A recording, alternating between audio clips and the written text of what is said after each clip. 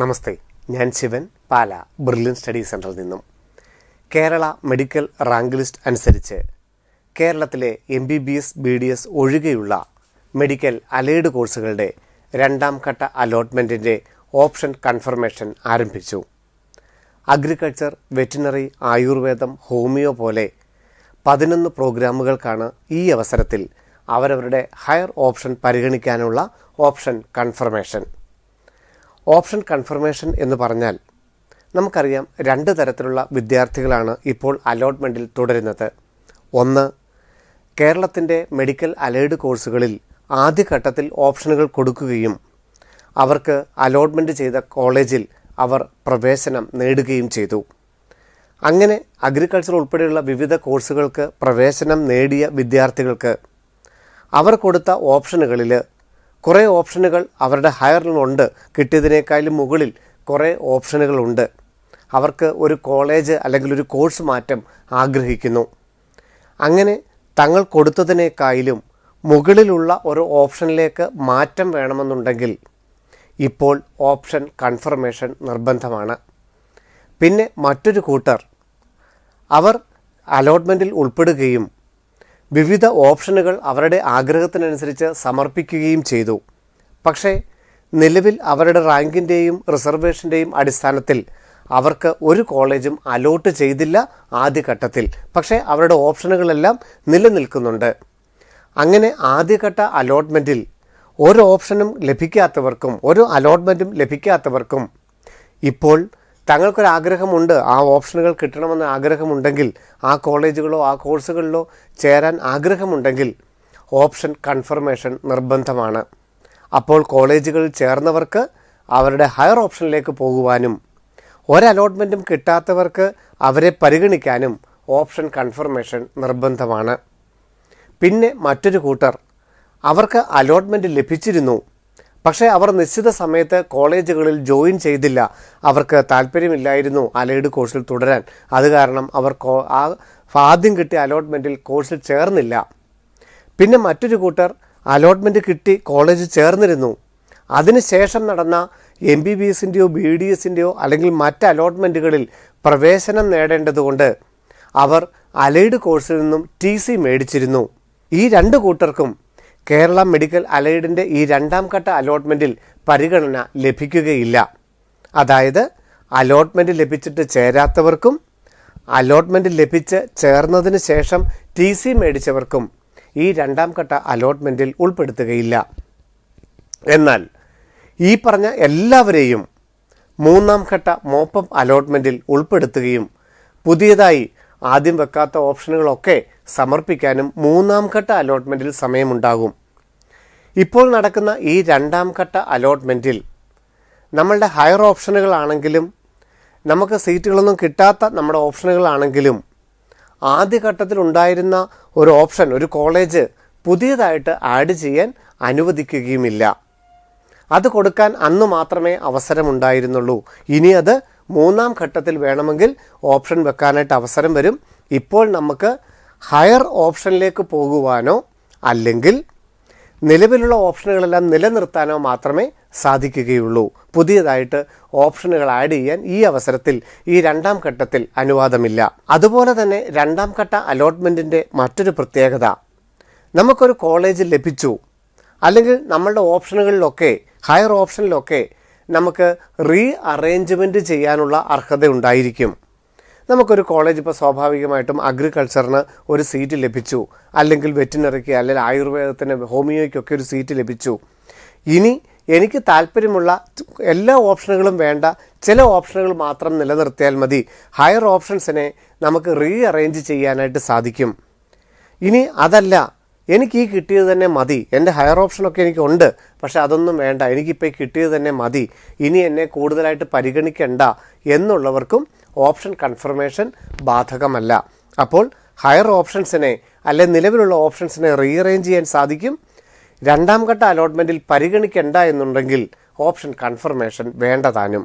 രണ്ടാം ഘട്ട അലൈഡ് കോഴ്സിൻ്റെ അലോട്ട്മെൻറ്റിൽ ce.kerala.gov.in എന്ന വെബ്സൈറ്റിൽ ആപ്ലിക്കേഷൻ നമ്പരും പാസ്വേഡും ഉപയോഗിച്ച് എൻ്റർ ചെയ്ത് കഴിഞ്ഞാൽ നിങ്ങൾക്ക് ഓപ്ഷൻ കൺഫർമേഷൻ, ആദ്യം OTP അടിക്കുന്നു, OTP അടിച്ചു കഴിഞ്ഞിട്ട് പേയ്മെൻറ്റ് വരില്ല. പേയ്മെൻ്റ് ഒന്നും നിങ്ങൾ ചെയ്യേണ്ടതായിട്ടില്ല. നേരെ ഓപ്ഷൻ കൺഫർമേഷനിലേക്ക് വരും. കൺഫേം എന്ന് കൊടുത്തു കഴിഞ്ഞാൽ നിങ്ങൾക്ക് അവിടെ നിങ്ങളുടെ ഓപ്ഷൻസ് കാണാം. നിങ്ങളുടെ നിലവിലുണ്ടായിരുന്ന നിങ്ങൾക്ക് ആദ്യത്തെ റൗണ്ടിൽ കൊടുത്ത ഓപ്ഷനുകളെല്ലാം കാണാം. ഒപ്പം നിങ്ങൾക്ക് ലഭിച്ച സീറ്റും കാണാം. ഏറ്റവും താഴെയായിട്ട് നിങ്ങൾക്ക് ലഭിച്ച സീറ്റും കാണാം. എന്ന് പറഞ്ഞാൽ നിങ്ങൾക്ക് ആ സീറ്റ് ലഭിച്ചിരുന്നു, നിങ്ങൾ അവിടെ പോയി അഡ്മിഷൻ എടുത്തു. ഇനി അതിന് മുകളിൽ ഇത്ര ഓപ്ഷനുകളുണ്ട്. ഇതിനെ റീഅറേഞ്ച് ചെയ്യാനോ എല്ലാം നിലനിർത്താനോ പ്രയോറിറ്റി ചേഞ്ച് ചെയ്യാനുള്ള അർഹത നിങ്ങൾക്കുണ്ട്. ഇപ്പോൾ നിങ്ങൾക്കുള്ള കോളേജ് ഡിലീറ്റ് ചെയ്യുകയോ ഒന്നും ചെയ്യേണ്ടതില്ല. അതിൻ്റെ മുകളിലുള്ള ഓപ്ഷനുകൾ നിങ്ങൾക്ക് താല്പര്യമുണ്ടോ എന്നുള്ളത് നിങ്ങൾക്കൊന്ന് മനസ്സിലാകാൻ വേണ്ടി മാത്രമാണ് നിങ്ങൾ അഡ്മിഷൻ എടുത്ത സീറ്റ് അവിടെ കാണിച്ചിരിക്കുന്നത്. നമുക്കറിയാം MBBSും BDSും ഒഴികെ ആയുർവേദം, ഹോമിയോ, സിദ്ധ, യുനാനി, അതുപോലെ agriculture, veterinary, forestry, fisheries, corporation, banking, climate change and environmental science, BTech, biotechnology പോലെയുള്ള 11 പ്രോഗ്രാമുകൾക്കാണ് തങ്ങളുടെ ഹയർ ഓപ്ഷൻസ് നിലനിർത്താനുള്ള അവസരം. നിലവിലുള്ള സീറ്റ് മാത്രം മതി എന്നുണ്ടെങ്കിൽ ഓപ്ഷൻ കൺഫർമേഷൻ നിർബന്ധമില്ല. എന്നാൽ ഹയർ ഓപ്ഷനിലേക്ക് പോകണമെങ്കിൽ ഓപ്ഷൻ കൺഫർമേഷൻ നിർബന്ധമാണ്.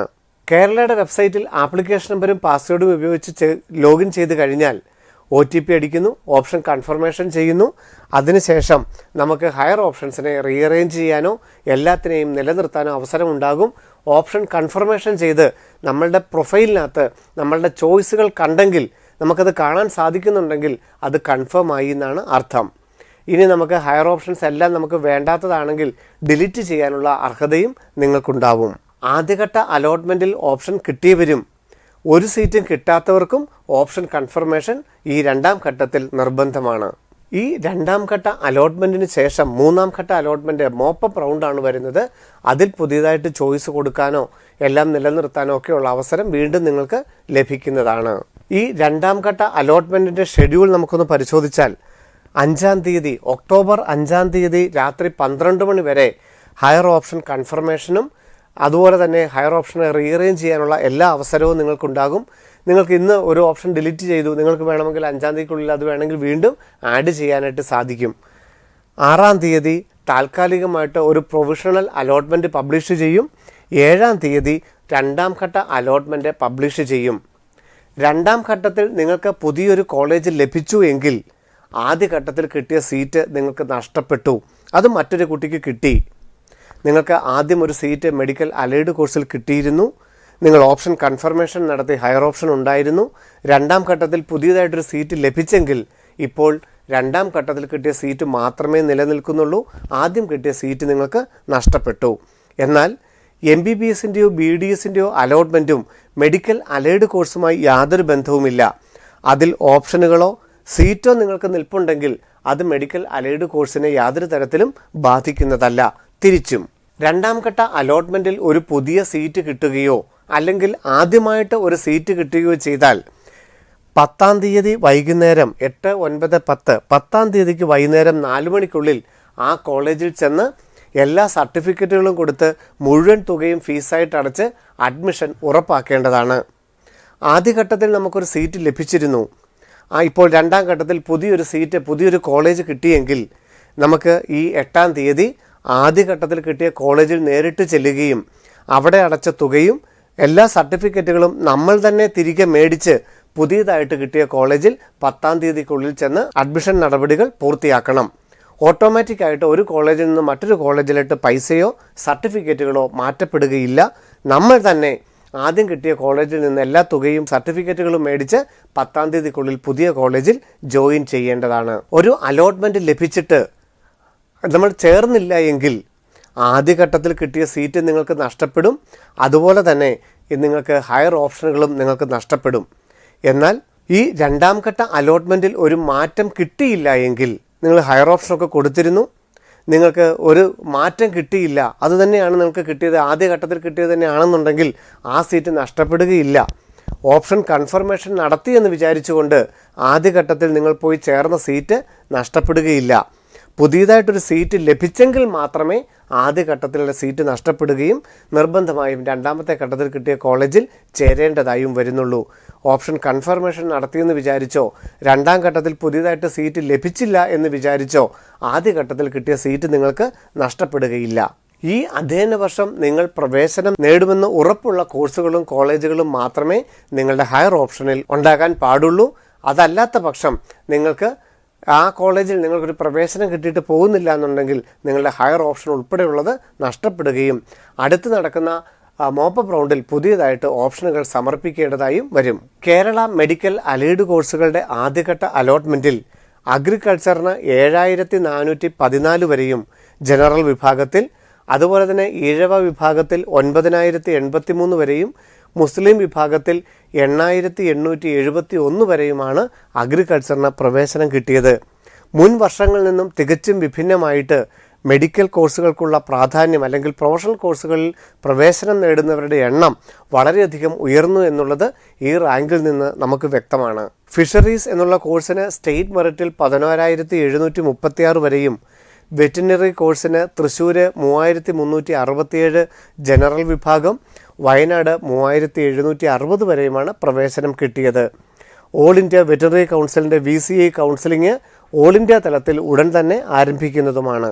ആയുർവേദത്തിന് ഗവൺമെൻറ് മേഖലയിൽ 10169 വരെയും, സ്വകാര്യ മേഖലയിൽ ആയുർവേദത്തിന് 34,000 വരെയും, ഏതാണ്ട് 35,000 അടുത്ത് വരെയൊക്കെ പ്രവേശനം ലഭിച്ചു കഴിഞ്ഞിരിക്കുന്നു. കോർപ്പറേഷൻ ആൻഡ് ബാങ്കിംഗ് എന്നുള്ള കോഴ്സിന് 13,896 വരെയും, അതുപോലെ ബയോടെക്നോളജിക്ക് 8,233 വരെയും, ക്ലൈമറ്റ് ചേഞ്ച് ആൻഡ് എൻവയോൺമെൻറ്റൽ സയൻസിന് 12,149 വരെയും, ഫോറസ്ട്രിക്ക് 9,966 വരെയും, സിദ്ധായ്ക്ക് 38,952 വരെയും, യുനാനിക്ക് 39,539 വരെയുമാണ് ആദ്യഘട്ടത്തിൽ പ്രവേശനം ലഭിച്ചത്.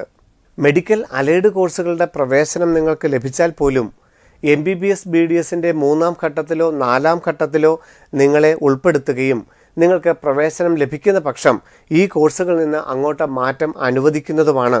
അതുപോലെ VCI counselling CUET 2025 all India rank അനുസരിച്ച് ഓൾ ഇന്ത്യ അഗ്രികൾച്ചർ പ്രവേശനത്തിനും, നീറ്റ് 2025 മാർക്ക് അനുസരിച്ച് നടക്കുന്ന വെറ്റിനറി കൗൺസിലിങ്ങിൻ്റെ ഓൾ ഇന്ത്യ വെറ്റിനറി കോളേജുകൾക്കും നിങ്ങൾക്ക് ഓപ്ഷനുകൾ സമർപ്പിക്കുകയും ഈ അലൈഡ് കോഴ്സിൽ നിന്ന് മാറ്റം അനുവദിക്കുന്നതുമാണ്. MBBSനും BDSനും അപ്പുറം നീറ്റ് 2025 സ്കോർ അനുസരിച്ച് 11 മെഡിക്കൽ അലൈഡ് കോഴ്സുകളുടെ പ്രവേശന നടപടികളുടെ 2ാം ഘട്ടമാണ് ഇപ്പോൾ നടക്കുന്നത്. നിങ്ങളുടെ വെബ്സൈറ്റിൽ പ്രവേശിച്ച് നിങ്ങൾക്ക് താല്പര്യമുള്ള ഓപ്ഷനുകളാണ് നിലനിൽക്കുന്നതെന്നും അവ കൺഫേം ചെയ്തു എന്ന് ഉറപ്പാക്കുകയും ചെയ്യേണ്ടതാണ്. ഓപ്ഷൻ കൺഫർമേഷൻ നടത്താത്തവരെ യാതൊരു തരത്തിലും ഈ ഘട്ട അലോട്ട്മെൻറ്റിൽ പരിഗണിക്കുന്നതല്ല. അതുപോലെ തന്നെ നിങ്ങൾ ഓപ്ഷൻ കൊടുക്കുമ്പോൾ നിങ്ങൾ ആദ്യഘട്ടത്തിൽ ഒരു അലൈഡ് കോഴ്സിൽ ചേർന്നിട്ടുണ്ടെങ്കിൽ ആ സീറ്റ് ഏറ്റവും അവസാനം നിങ്ങൾക്ക് കാണാനും സാധിക്കും. അത് ഡിലീറ്റ് ചെയ്യേണ്ടതായിട്ടില്ല. അതിൻ്റെ മുകളിൽ നിങ്ങൾക്ക് താല്പര്യമുള്ള കോഴ്സും കോളേജുമാണ് ഉള്ളത് എന്നുള്ള തിരിച്ചറിവിന് വേണ്ടിയിട്ടാണ് നിങ്ങൾ അഡ്മിഷൻ എടുത്ത കോളേജും കോഴ്സും അവിടെ കാണിക്കുന്നത്. മെഡിക്കൽ അലൈഡ് കോഴ്സിൻ്റെ അലോട്ട്മെൻറ്റ് 8ാം തീയതി പ്രസിദ്ധീകരിക്കുമ്പോൾ അതിൻ്റെ കൂടുതൽ വാർത്തകളുമായി വീണ്ടും കാണാം. നന്ദി, നമസ്കാരം.